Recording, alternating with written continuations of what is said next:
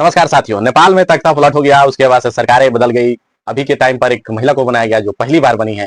लेकिन ये हुआ क्यों, इसको आज हम समझेंगे। एक एक चीज पर समझेंगे कि क्यों ये पूरा मामला हुआ है, जिसमें तोड़ फोड़ हुआ, नेताओं को भागना पड़ा, अपनी पद से इस्तीफा देना पड़ा। और उस चीज के बारे में हम लोग आज विस्तार से समझेंगे और उसको जानने का प्रयास करेंगे।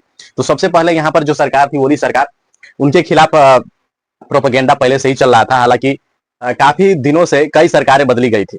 सबसे पहले बदली गई थी सरकार, हम उस पर देख लेते हैं। हाँ, तो जैसे कि देख सकते हैं, नेपाल में 17 साल में 15 बार सरकार को गिराया गया, फिर बनाया गया। देख सकते हैं, पहले हैं केपी शर्मा 2025 में अभी थे, और इसके पहले थे 2024 में पुष्प कमल दहल प्रचंड। उसके पहले थे पुष्प कमल दहल प्रचंड 2024 और 22 से लेकर 24 तक थे शेर बहादुर देउबा, यानी कि 21 से लेकर 2022 में चले, यानी कि एक साल उनकी सरकार चली। उसके बाद से केपी शर्मा ओली सरकार, फिर 2020 और 2021 में उनकी सरकार बनी। फिर उसके पहले केपी शर्मा ओली में 18 से लेकर 21 तक चले। उसके बाद से शेर बहादुर देउबा 2017 से 2018 में उनकी सरकार चली। पुष्प कमल दहल 16 से 17 तक चली। केपी ओली 15 से 16 में चली। उसके बाद से सुनील 14 से 15 में, खिल राज रेग्मी 13 से 14 में, बाबू राम भट्टराई 11 से 13 में। मतलब कि देख सकते हैं, झलानाथ खलना 2011 से 11 में ही खत्म हो गया उनकी सरकार। फिर माधव कुमार नेपाल 9 से 11 तक चले थे। पुष्प कमल दहल प्रचंड यानी कि 2008 से 9 तक चले थे, यानी कि 17 बार में 15 बार सरकार को गिराई गई और फिर बनाई गई। इसी को लेकर जो प्रोटेस्ट चल रहा था, प्रोटेस्ट चलना चालू हुआ, तो इसी कारण हुआ कि वहां पर भ्रष्टाचार, बेरोजगारी और तमाम सारी चीजें धीरे धीरे बढ़ गई थी और करप्शन भी बहुत ज्यादा बढ़ गया था। शुरुआत क्या हुआ कि नेपाल में जब विरोध हिंसा हुआ, तो शुरुआत में क्यों हुई, अभी हम इस चीज को जान लेते हैं। सरकार में 4 सितंबर को फेसबुक, एक्स, ट्विटर समेत 20 साइट पर ब्लॉक कर दिया, यानी कि लगभग 26 ऐसे एप्स थे जो सोशल मीडिया पर लोग एक्टिव थे। और एक्टिव क्यों थे उसको भी हम आगे जान लेंगे। लेकिन उससे पहले ये क्या हुआ कि 8 सितंबर को सोशल मीडिया बैन हो गया। राजनीति अस्थिरता और भ्रष्टाचार के खिलाफ हजारों युवा सड़क पर उतर आए। जब ये सोशल मीडिया बैन हुआ तो जितने युवा थे वो सड़क पर उतर गए। एक तो बेरोजगारी थी, ऊपर से सोशल मीडिया को बैन कर दिया गया कि ताकि कुछ पोल पट्टी ना खोल पाए सरकार की। तो उसके चलते ये हुआ। तो अभी क्या स्थिति है, तो काठमांडू में कर्फ्यू, पूरे देश में सेना का नियंत्रण है। पीएम ओली का इस्तीफा, सेना के आंदोलनकारियों को प्रतिनिधि मंडल बनाने का कहा गया है। ठीक है, आगे क्या होगा राष्ट्रपति बहुमत वाली पार्टी को सरकार बनाने की बुलाएंगे और बहुमत न मिले तो चुनाव होंगे। ठीक है, अभी के टाइम पर वहां पर जो स्थिति बन चुकी है, जैसे सरकार तो वहां बोली, जो सरकार थी वो तो भाग गई वहां से, इस्तीफा अपने पद से देकर वहां से निकल गए वो।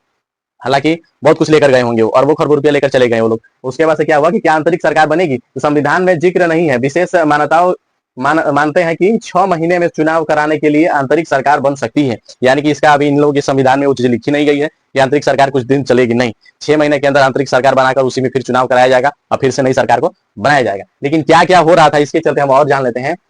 सबसे पहले जब बैन करते हैं, तो ये क्यों बैन करते हैं वो हम जान लेते हैं। ये देख सकते हैं, सोशल मीडिया जब बैन हुआ तो फेसबुक, इंस्टाग्राम, ट्विटर और व्हाट्सअप ऐसा चीज है जो आप किसी भी देश से व्हाट्सअप कॉलिंग पर आसानी से बात कर पाएंगे। यानी कि अगर नॉर्मल कॉल करेंगे तो बहुत ज्यादा पैसा लग जाएगा, या फिर बात भी नहीं हो पाएगी, या फिर फोन भी नहीं लग पाएगा। तो ये व्हाट्सअप बहुत ही मतलब इजिली था इस चीज में। और जब ये बैन हुआ तो जो विदेश में रहने वाले लोग थे उनसे नेटवर्क टूट गया। ट्विटर का वही हाल है, जो से एक जगह से दूसरे जगह खबर पहुंचानी है तो उसको भी यूज किया जाता है। इंस्टाग्राम पर तमाम प्रकार के बच्चे रील बनाकर अपना इनकम भी करते हैं। बहुत सारे बच्चे अपना इसमें प्रचार भी करते हैं। बहुत से लोग, केवल बच्चे ही नहीं, बहुत से लोग इस पर इंस्टाग्राम पर आकर अपना प्रचार प्रसार भी करते हैं। तो एडवर्टाइजमेंट भी कर सकते हैं कि इंस्टाग्राम से एडवर्टाइजमेंट भी बढ़िया होता है। फेसबुक भी वही काम करता है कि न्यूज भी देता है, वीडियो भी देता है, फिल्म, हर चीज के लिए फेसबुक लोग भाई यूज करते हैं। तो ऐसे ऐसे जितने 26 कंपनियां थी एक साथ में बैन कर दिया गया। और इसको बैन करने का कारण बस एक ही था, हम आपको आगे वो बता देते हैं कि क्यों बैन किया गया।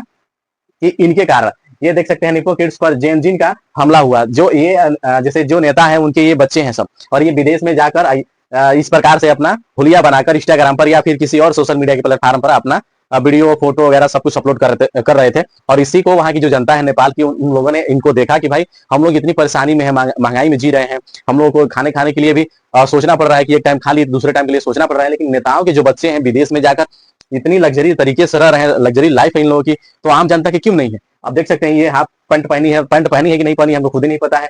और इसी प्रकार की जब ये लोग सोशल मीडिया पर डालने लगे तो वहां की जो जनता है इस चीज को ट्रेंड करने लगे लोग, मतलब इस चीज को फॉलो करने लगे, इसको वायरल करने लगे। भाई हम आम जनता लोग परेशान है, और नेता के जो बच्चे हैं वो कैसे इतना, मतलब कि इतना जिससे लग्जरी जीवन जी रहे हैं।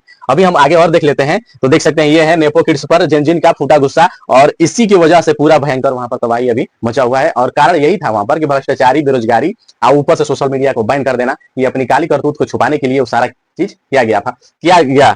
और देख सकते हैं, ये जितने नेता के बच्चे हैं वो सब, ये देख सकते हैं, विदेश में जाकर ये फ्रूट फ्राट कुल खा रहे हैं, बड़े महंगी से महंगी वाइन पी रहे हैं सब, और घूम रहे हैं पूरा बढ़िया सा।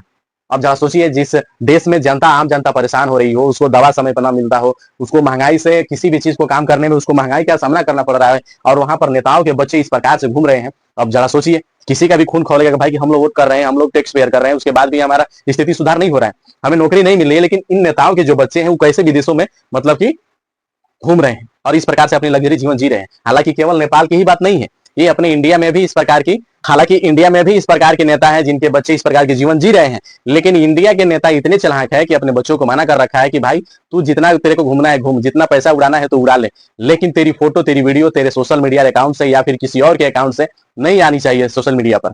और अगर ये चीज अगर भारत में भी अगर आ जाए तो हो सके यहाँ भारत में भी इस प्रकार की घटना घटना चालू हो जाएगा, क्योंकि नेता के जो बच्चे हैं इसी प्रकार के लाइफ अपनी जी रहे हैं।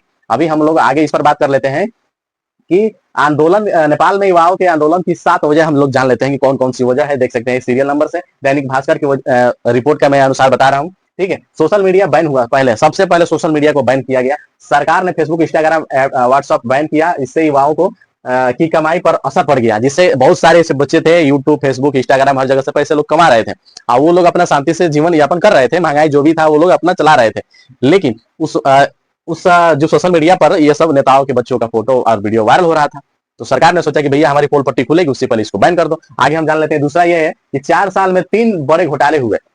अब जरा सोचिए कि 4 साल में 3 बड़े घोटाले हो गए। तीसरा देख लेते हैं, सियासी अस्थिरता, जो 5 साल में 3 प्रधानमंत्री बदल चुके हैं, जैसे कि शेर बहादुर देउबा और पुष्प कमल दहल उर्फ प्रचंड केपी ओली, यानी कि लास्ट में केपी ओली बचे थे, यानी कि तीनों लोग 5 साल में 3 लोग बन गए। तुम बन जाओ, एक बार तुम बन जाओ, एक बार तुम बन जाओ, यानी कि ये लोग चोर सिपाही खेल रहे थे कि भैया एक बार मैं पुलिस वाला बन जाता हूं, एक बार तुम चोर बन जाओ, एक बार तुम चोर बन जाओ, एक बार वो पुलिस वाला बनेगा। तो ये चल रहा था। उसके बाद से तीसरा हो गया, चौथा समझ लेते हैं, बेरोजगारी और असमानता। बेरोजगारी का दर लगभग 10% से ज्यादा बढ़ गया था, 20% के लोग के पास आधी से ज्यादा संपत्ति। उसके बाद से पांचवा है विदेश दबाव, विदेशी दबाव, कभी अमेरिका कभी चीन का दबाव दिखा। बैन के बीच में सिर्फ टिकटॉक चालू रहा, यानी कि जो टिकटॉक है वो चाइना का है और वो चालू रहा, बाकी सारे कुछ बंद कर दिया गया। भारत से दूरी, छठवां देख सकते हैं, भारत से जब दूरी हुई तो लिपोलेख विवाद और चीन से नजदीकी, रिश्ते बिगड़ने से आर्थिक दबाव पड़ा, इससे युवाओं में बेचैनी बढ़ गई। यानी कि ये भी एक कारण है कि जब भारत से दूरी बढ़ी तो जो यहाँ पर युवा आकर, बहुत से युवा जो थे भारत में आकर अपना धंधा पानी कर रहे थे, यानी कि मोमो, चाउमीन, बर्गर, ये लगभग जितने नेपाल के लोग हैं बहुत बढ़िया क्वालिटी के बनाते हैं और टेस्टी बनाते हैं, तो इन लोगों का बिकता भी है, भारत में बहुत ज्यादा बिकता है। और 7वां देख लेते हैं, भाई भतीजावाद और नेपोटिज्म, नेताओं के रिश्तेदारों को महत्वपूर्ण पद दिए गए। उसके बाद उनके बच्चों को भी विदेश यात्राओं, महंगे ब्रांड यूज करने का, पार्टियां में भी युवा नाराज थे, यानी कि जिस पार्टी में और लोग थे और उनके जो सीनियर नेता थे उनके बच्चे या उनके रिश्तेदार को बड़ा पद दिया गया था और उनके बच्चों को यहाँ से मतलब विदेश यात्रा पर या फिर किसी और यात्रा पर घूमने की आजादी थी।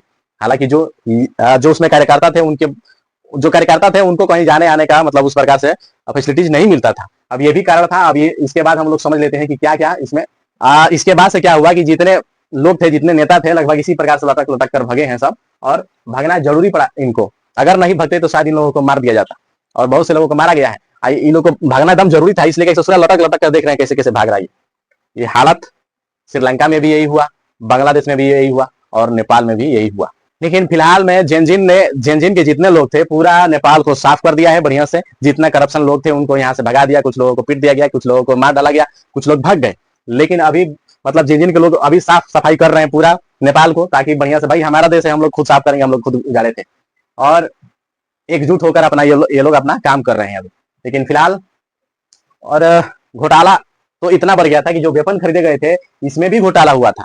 और ये घोटाला केवल यहीं तक नहीं सीमित था, हर चीज में, दवाई, खाना पीना, हर चीज में घोटाला। अब बताइए, जब इतना बड़ा घोटाला करते रहेंगे लोग तो कैसे वहां की जनता परेशान नहीं रहेगी।